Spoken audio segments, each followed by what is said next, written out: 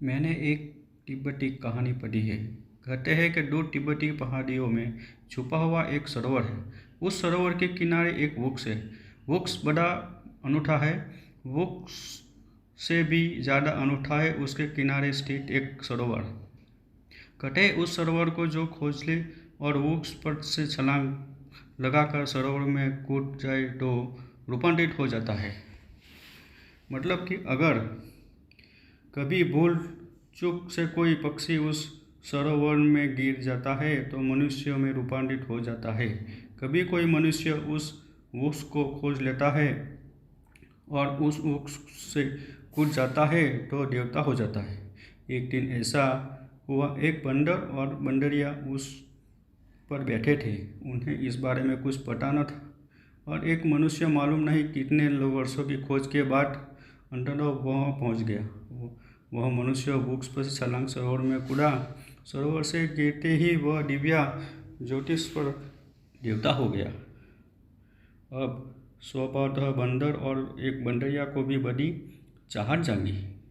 उन्हें पता ही न था कि सरोवर का कमाल, वह तो उसी वृक्ष पर रहने थे लेकिन वृक्ष पर से सरोवर में कभी कूदे नहीं थे।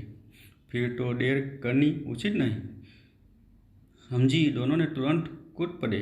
बाहर निकले तो चकित हो गए। दोनों सुंदर मनुष्य हो गए।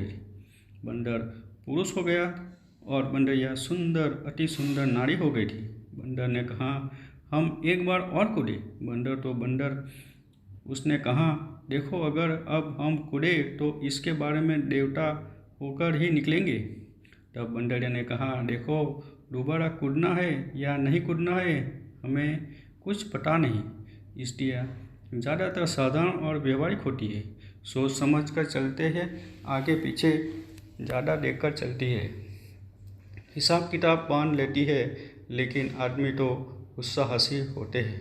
बंदर ने कहा, तू फिक्र छोड़, तू हिसाब किताब कर, मैं इस मौके को चूक नहीं सकता। बंदरिया ने फिर कहा कि सुना है, पुरखे हमारी सदा कहती है अति सर्वत्र वर्जित, अति नहीं करनी चाहिए, अति का वर्जन है।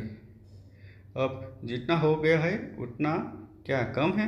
मगर बंदर न माना जाता तो बंदर नहीं था, कूद गया। कूदा तो फिर वापस से बंदर हो गया। उस सरोवर का ये गुण था, एक बार कूदे तो रूपांतरित, दोबारा कूदे तो वही के वही। बंदरिया तो रानी हो गई, एक राजा के मन पा गई।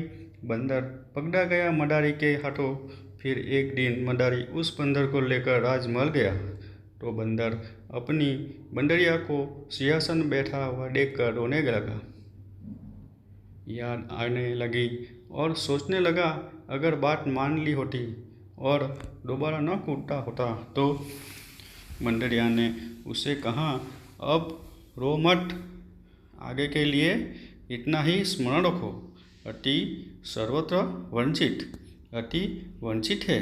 ध्यान ऐसा ही सरोवर है, समाधि ऐसा ही सरोवर है जहाँ तुम्हारा दिव्य ज्योतिर्मय रूप प्रकट होता। लेकिन लोभ में मत पड़ना, अति सर्वत्र वर्जित।